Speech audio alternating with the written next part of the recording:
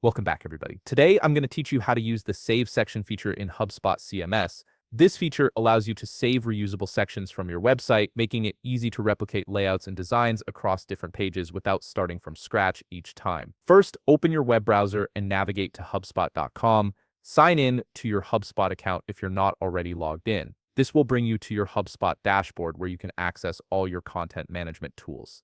Once you're in, direct your attention to the left navigation menu. Hover your mouse over the option labeled Content. This will trigger an expanded menu to appear with several options related to your content management. From this expanded menu, click on Website. This is where all your website pages and editing tools live. You'll now see a list of websites associated with your account. Click on the specific website where you want to save a section, hover your mouse over it, and you'll notice an Edit button appear. Click Edit to proceed. This action opens up the website editor, which is your workspace for making changes and customizations to your site. Once the editor loads, look at the left menu panel of your screen.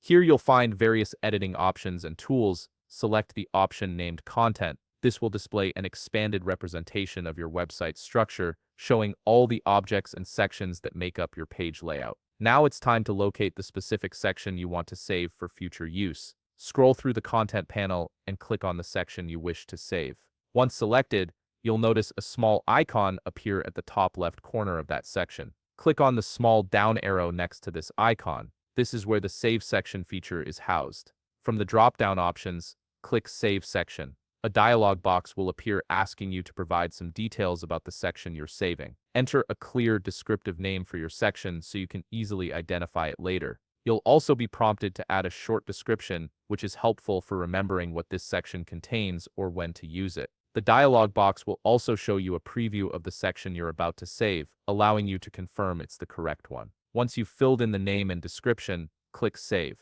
Your section is now saved and ready to be reused on other pages whenever you need it. If you found this video helpful, please leave a like, subscribe, and see you in the next video.